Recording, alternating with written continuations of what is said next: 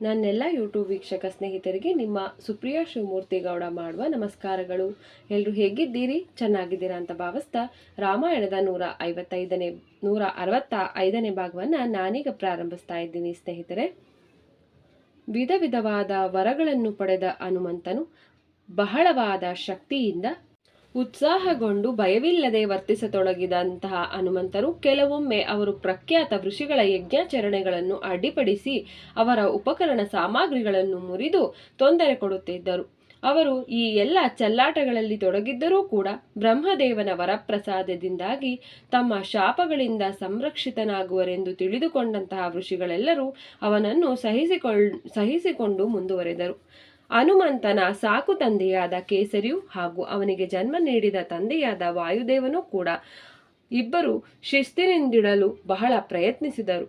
ಆದರೂ ಕೂಡ ನಿಯಂತ್ರಣಕ್ಕೆ ಒಳಪಡದೆ ಹನುಮಂತ ದೇವರು ಯುಕ್ತತೆಯ ಸೀಮೆಯನ್ನು ದಾಟುವುದನ್ನು ಮುಂದುವರೆಸಿದರು. ಅದರಿಂದ ಕೋಪಗೊಂಡ ಋಷಿಗಳು, ಈ ಕ್ಷಣದಿಂದಲೇ ನೀನು ನಿನ್ನ ನಿಜವಾದ ಶಕ್ತಿಯನ್ನು ಮರೆಯುವೆ. ಸೂಕ್ತ ಸಮಯ ಬಂದಾಗ ಮಾತ್ರ ನೀನು ನಿನ್ನ ಸಂಪೂರ್ಣ ಶಕ್ತಿಯ ಅರಿವನ್ನು ಪಡೆಯುವೆ ಎಂದು ಶಪಿಸಿದರು. ಆ ನಂತರ ಶಾಂತನಾದ ಹನುಮಂತನು ಕಾಡಿನಲ್ಲಿ ಅಲೆದಾಡಲಾರಂಭಿಸಿದನು. ಆ ವೇಳೆಯಲ್ಲಿ ವಾನರ ರಾಜನಾಗಿದ್ದ ವೃಕ್ಷರಾಜನು ವೃದ್ಧಾಪ್ಯದಿಂದ ಮರಣ ಹೊಂದಿದನು. ಅವನ ಜ್ಯೇಷ್ಠ ಪುತ್ರನಾದ ವಾಲಿಯು ಸಿಂಹಾಸನದ ಮೇಲೆ ಕುಳಿತಾಗ ವಾಲಿಯ ತಮ್ಮನಾದ ಸುಗ್ರೀವನು ಯುವರಾಜನಾದನು. ಹನುಮಂತ ಹಾಗೂ ಸುಗ್ರೀವರಿಬ್ಬರು ಬಾಲ್ಯದಿಂದಲೇ ಒಳ್ಳೆಯ ಸ್ನೇಹಿತರಾಗಿದ್ದರು. ಆ ಇಬ್ಬರು ಸಹೋದರರ ಮಧ್ಯೆ ದ್ವೇಷ ಉಂಟಾದಾಗ ಹನುಮಂತನಿಗೆ ತನ್ನ ನಿಜವಾದ ಶಕ್ತಿಯ ಅರಿವಿಲ್ಲದಾದ್ದರಿಂದ ಅವನು ವಾಲಿಯನ್ನು ವಿರೋಧಿಸಲು ಸುಗ್ರೀವನಿಗೆ ಸಹಾಯ ಮಾಡಲಾಗಲಿಲ್ಲ. ತನ್ನ ಮಹಾಶಕ್ತಿಯ ಬಗ್ಗೆ ಅರಿವಿಲ್ಲದ ಹನುಮಂತನು ಜ್ಞಾನವನ್ನು ವೃದ್ಧಿಸಿಕೊಳ್ಳಲು ಹೆಚ್ಚು ಆಸಕ್ತನಾದನು.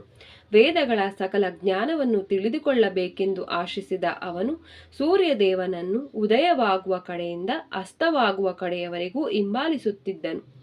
ಅನೇಕ ಪ್ರಶ್ನೆಗಳನ್ನು ಮುಂದಿಡುತ್ತಿದ್ದ ಹನುಮಂತನು ವೇದಗಳಲ್ಲಿ ಬೃಹಸ್ಪತಿಯಷ್ಟು ಜ್ಞಾನವುಳ್ಳವನಾದನು. ಹೀಗೆ ಹೇಳಿದ ಅಗಸ್ತ್ಯ ಮಹಾಮುನಿಗಳು ಹನುಮಂತನ ವೈಭವವನ್ನು ವಿವರಿಸಿದರು. ಇದನ್ನು ಕೇಳಿ ಚಕಿತರಾದ ರಾಮ, ಲಕ್ಷ್ಮಣ ಹಾಗೂ ವಾನರರ ಮುಖ್ಯಸ್ಥರೆಲ್ಲರೂ ಸಂತೋಷಗೊಂಡರು. ನಂತರ ಅಲ್ಲಿ ನೆರೆದಿದ್ದ ಋಷಿಗಳೆಲ್ಲರೂ ಹೊರಡಲು ಸಿದ್ಧರಾದಾಗ ಅವರನ್ನು ಉದ್ದೇಶಿಸಿದ ರಾಮನು, ಈಗ ನನ್ನನ್ನು ಚಕ್ರವರ್ತಿಯಾಗಿ ಪಟ್ಟ ಕಟ್ಟಲಾಗಿರುವುದರಿಂದ ನಾನು ಈ ಭೂಮಂಡಲದ ಕಲ್ಯಾಣಕ್ಕಾಗಿ ಅನೇಕ ಯಜ್ಞಗಳನ್ನು ಮಾಡಬಯಸುತ್ತೇನೆ. ಯಜ್ಞಗಳು ನಿಮ್ಮ ಸುಬರ್ತಿಯಲ್ಲಿ ನಡೆಯಬೇಕಾಗಿರುವುದರಿಂದ ನೀವೆಲ್ಲರೂ ಸಹಕರಿಸಬೇಕೆಂದು ನಾನು ನಿಮ್ಮಲ್ಲಿ ಬೇಡುತ್ತೇನೆ ಎಂದರು. ಸಂತೋಷದಿಂದ ಅನುಮತಿಯನ್ನು ನೀಡಿದ ಋಷಿಗಳು ಅಲ್ಲಿಂದ ಹೊರಟರು. ಮರುದಿನ ಮುಂಜಾನೆ ವಂದಿಮಾಗದರಿಂದ ಸ್ತುತಿಸಲಾದಂತಹ ತನ್ನ ಗುಣಗಾನಗಳಿಂದ ಎಚ್ಚರಗೊಂಡ ರಾಮನು ಸ್ನಾನಾದಿ ಪ್ರಾತ ವಿಧಿಗಳನ್ನು ಪೂರೈಸಿ ಯಜ್ಞ ಕಾರ್ಯಗಳನ್ನು ಮಾಡಲು ಕುಳಿತನು. ನಂತರ ಅರಮನೆಯ ದೇವಾಲಯದ ದರ್ಶನವನ್ನು ಪಡೆದ ರಾಮನು ರಾಜದರ್ಬಾರಿಗೆ ಹೋಗಿ ರಾಜ ಸಿಂಹಾಸನದ ಮೇಲೆ ಕುಳಿತುಕೊಂಡನು. ತನ್ನ ಮಂತ್ರಿಗಳಿಂದ, ಸೇವಕರಿಂದ ಹಾಗೂ 20 ವಾನರ ಮುಖ್ಯಸ್ಥರಿಂದ ಸುತ್ತುವರಿಯಲ್ಪಟ್ಟಿದ್ದ ಅವರು ರಾಜ್ಯಭಾರವನ್ನು ಒಂದು ಆದರ್ಶಪ್ರಾಯವಾದ ರೀತಿಯಲ್ಲಿ ನೆರವೇರಿಸಿದರು. ರಾಮನ ಪಟ್ಟಾಭಿಷೇಕ ಮಹೋತ್ಸವಕ್ಕಾಗಿ ಆಗಮಿಸಿದ್ದ ಮಹಾನ್ ರಾಜರಲ್ಲಿ ಜನಕ ಮಹಾರಾಜನು ಒಬ್ಬನಾಗಿದ್ದನು. ಸ್ವಲ್ಪ ಸಮಯದ ನಂತರ ಜನಕ ಮಹಾರಾಜನ ಬಳಿಗೆ ತೆರಳಿದ ರಾಮನು, ನನ್ನ ಪ್ರಿಯ ಮಾವನವರೇ, ನೀವು ಈಗ ನಿಮ್ಮ ರಾಜ್ಯವಾದ ವಿದರ್ಭಕ್ಕೆ ತೆರಳಬೇಕು. ಇಲ್ಲವಾದಲ್ಲಿ ಅದು ನಿರ್ಲಕ್ಷ್ಯತೆಗೆ ಒಳಗಾಗಬಹುದು. ಒಂದು ದೊಡ್ಡ ಸೇನೆಯೊಂದಿಗೆ ನಿಮ್ಮೊಡನೆ ಬರುವ ಭರತ ಹಾಗೂ ಶತ್ರುಘ್ನರು ನಿಮಗೆ ರಕ್ಷಣೆಯನ್ನು ನೀಡುವರು ಎಂದರು. ಇದಕ್ಕೆ ಒಪ್ಪಿದ ಜನಕ ಮಹಾರಾಜನಿಗೆ ರಾಮನು ಅನೇಕ ಬೆಲೆಬಾಳುವ ಉಡುಗೊರೆಗಳನ್ನು ನೀಡಿ ಗೌರವಿಸಿದನು.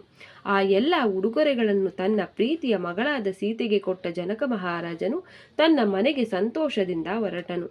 ನಂತರ ತನ್ನ ಸೋದರ ಮಾವನಾದ ಕೈಕೇಯದ ರಾಜನಾದ ಯುಧಾಜಿತುವನ್ನು ಉದ್ದೇಶಿಸಿದ ರಾಮನು, ನಿಮ್ಮ ತಂದೆಯವರು ಈಗ ಬಹಳ ವೃದ್ಧರಾಗಿರುವುದರಿಂದ ನೀವು ಕೂಡ ನಿಮ್ಮ ರಾಜ್ಯಕ್ಕೆ ಹಿಂದಿರುಗಬೇಕು ಮತ್ತು ಅವರ ಕ್ಷೇಮದ ಬಗ್ಗೆ ಕಾಳಜಿ ವಹಿಸಬೇಕು. ಲಕ್ಷ್ಮಣನು ನಿಮ್ಮೊಡನೆ ಒಂದು ದೊಡ್ಡ ಸೈನ್ಯದೊಂದಿಗೆ ಬರುತ್ತಾನೆ ಎಂದು ತಿಳಿಸಿದರು. ಇದಕ್ಕೆ ಸಮ್ಮತಿಸಿದ ಯುಧಾಜಿತು ಅಲ್ಲಿಂದ ಹೊರಟ ನಂತರ ರಾಮನು ತನ್ನ ಸ್ನೇಹಿತನಾದ ಕಾಶಿರಾಜನನ್ನು ಬೀಳ್ಕೊಟ್ಟನು. ಬಳಿಕ ಅವನು ತನ್ನ ಪಟ್ಟಾಭಿಷೇಕಕ್ಕೆ ಆಗಮಿಸಿದ ಸುಮಾರು 300 ರಾಜರು ಹಾಗೂ ರಾಜಕುಮಾರರನ್ನು ಬೀಳ್ಕೊಟ್ಟನು. ತಮ್ಮ ತಮ್ಮ ಮನೆಗಳಿಗೆ ಹಿಂದಿರುಗಿದ ಅವರೆಲ್ಲರೂ ತಮ್ಮ ಜೊತೆಯಲ್ಲಿ ಬಂದಿದ್ದ ಅಂಗರಕ್ಷಕರಿಗೆ ಹಲವಾರು ಬೆಲೆಬಾಳುವ ಉಡುಗೊರೆಯನ್ನು ಕೊಟ್ಟು ಅವುಗಳನ್ನು ರಾಮನಿಗೆ ಕೊಡುವಂತೆ ಹೇಳಿ ಅವರಿಗೆ ಬೀಳ್ಕೊಟ್ಟರು. ಈ ಉಡುಗೊರೆಗಳನ್ನು ಸ್ವೀಕರಿಸಿದ ರಾಮನು ಅವುಗಳನ್ನು ಸುಗ್ರೀವನಿಗೆ, ವಿಭೀಷಣನಿಗೆ, ಇತರ ವಾನರರಿಗೆ ಹಾಗೂ ರಾಕ್ಷಸರಿಗೆ ನೀಡಿದನು. ಸ್ನೇಹಿತರೆ, ರಾಮಾಯಣದ 165ನೇ ಭಾಗವನ್ನು ನಾನಿಲ್ಲಿಗೆ ಮುಕ್ತಾಯಗೊಳಿಸ್ತಾ ಇದ್ದೀನಿ. ನಿಮಗೆಲ್ಲರಿಗೂ ನನ್ನ ನಮಸ್ಕಾರ. ಜೈ ಶ್ರೀರಾಮ್. ಹರ ಹರ ಮಹಾದೇವ.